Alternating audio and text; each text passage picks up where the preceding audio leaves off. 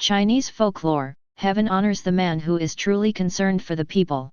August 23, 2005 Fuzhang, ed.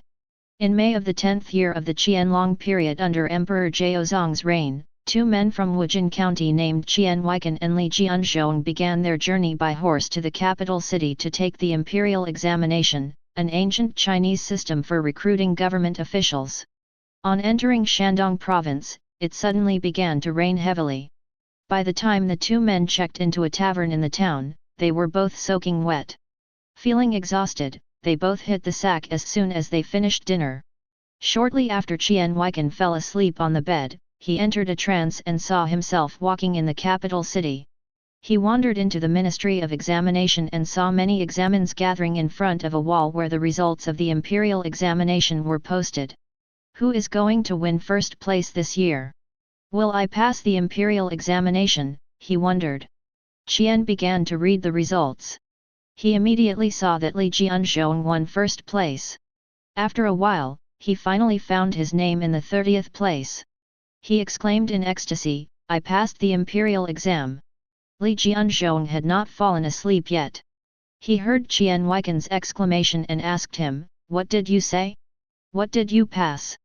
Qian rubbed his eyes and replied, I just had a dream about you winning first place and me winning 30th place in the imperial examination. After hearing about Qian's dream, Li Jianzhong was so excited that he couldn't sleep. He stayed up all night anticipating the sunrise so that he could leave for the capital city.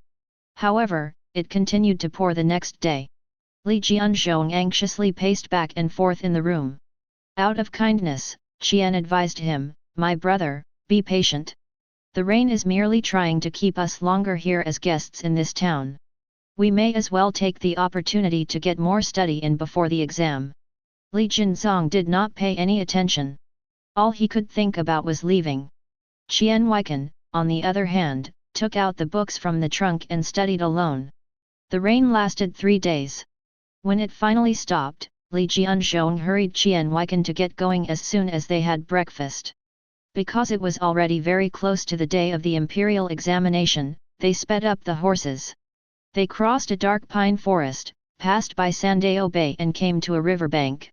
As they were about to cross the bridge, they suddenly heard a little girl crying for help from the forest on the other side of the river. Qian Weikan halted his horse right away and said to Li Jianzhong, Brother, we must hurry and rescue her. Then he whipped his horse and crossed the bridge to rescue the little girl.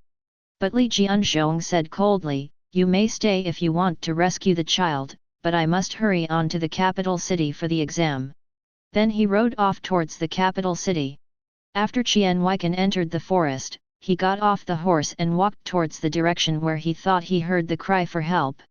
Soon he discovered a woman and a little girl holding each other and both were in tears. On a tree next to them, there was a noose on a tree branch. Qian Weikan immediately knew that the woman was trying to kill herself by hanging. He approached them and asked anxiously, Madam, why do you want to do something so foolish? The woman looked at him absent-mindedly for a moment. Then she shook her head and tears flooded down her face. The little girl saw that her mother wouldn't say anything, so she made a reply on behalf of her mother. She said, The thugs gave my father no choice but to kill himself, so my mother wanted to kill herself too. Before she could finish, they threw themselves into each other's arms again and began to wail again. Qian Weikan felt very sad. Tears welled up in his eyes. He tried to hold back his tears and said, Madam, please don't cry. I have some money. He took out 10 taels of silver and put them into the woman's hands. Qian Weikan was not from a rich family. It took him a lot of time and effort to come up with about 20 taels of silver for the trip. Actually, 20 taels of silver was barely enough for the round trip. Hence, he had been very frugal during the trip. By giving away the silver, he wouldn't have the money to return to his home if he failed to pass the test. But he didn't think of that because all he could think about was saving these two people. The woman looked at the money in her hands in shock. It took her a while to remember to thank her rescuer, but Qian Weikan had already left the forest and was on his way to the capital city. 10 days later, Li Jianzhong and Qian Weikan met during the examination. They didn't say anything to each other. 15 days later, the results of the examination were published. Qian Weikan got first place on the examination, but Li Jianzhong only got 30th place. It was exactly opposite to the result that Qian Weikan had seen in his dream.